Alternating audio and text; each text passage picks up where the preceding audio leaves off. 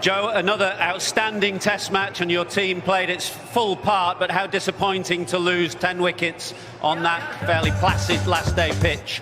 I mean, it's frustrating not to be able to get something from the game today. You know, turn up this morning and really feel like we had an opportunity to win the Test match. And, you know, especially for that opening partnership, I thought was outstanding.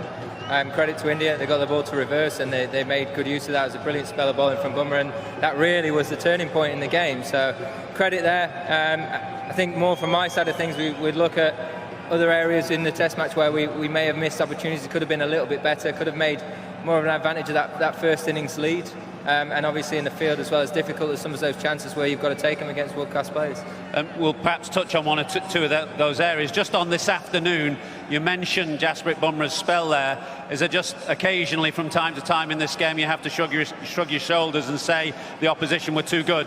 I think you've always got to look to find ways of getting better and manage different periods of play, absolutely. But at the same time, you've got to be realistic about things and understand that was world-class bowling. You know, he saw an opportunity within the game and you know, performed extremely well. And sometimes you just got to find a way of managing through that period. And it's something that we'll look at. You know, look at where we're going as well. There's a chance there might be some reverse swing at Old Trafford. We'll have to make sure that we manage it better if we come across a similar situation.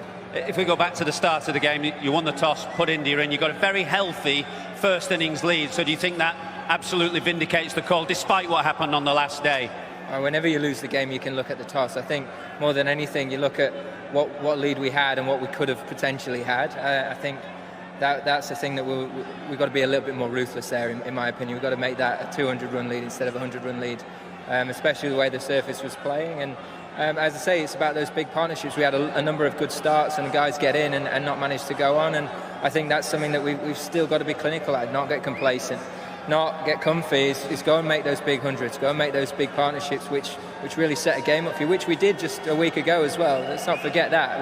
We have played some very good cricket, we've done a lot of good things with the bat, and you know, it's important to remember that when we go to Old Trafford as well. So you're pinpointing that area either side of T in the first innings when Ollie Pope fell, then Moeen Ali fell. You felt that 100-run lead could have been pushed to a more significant one. Even earlier than that, I look at my dismissal as well that evening, and you think you go into the end of the day with one less wicket down, it could have looked very different the next morning. So, you know, you can pick out individual. I don't think that's the case. I think collectively as a batting group, every single one of us, we've got to really look to, you know, you get to 20-30, you go and make it really count.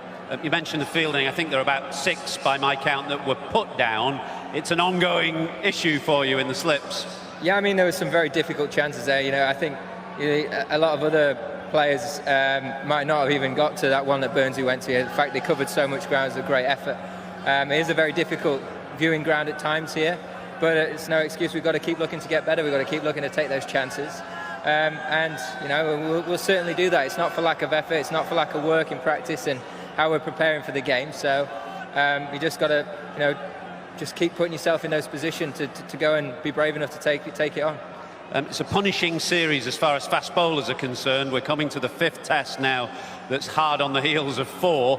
How are your seamers in that dressing room? There are 1 or 2 injuries floating around as well. I understand Saqib Mahmood's gone in the side today. And what's Mark Wood's situation? Yeah, Woody's coming good for us. So that's promising going into things.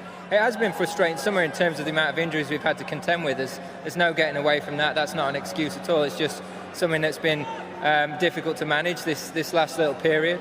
But those guys that have had the opportunity to go and play, you know, the way that they've thrown themselves into this series, they've been excellent. And you know, it'd be one big push for the guys that go out there and play next week at Old Trafford. But their efforts and their skill levels have been very high. So I'm really proud of those guys in that respect. Absolutely. Thanks for your time. We'll see you in Manchester. Thank you.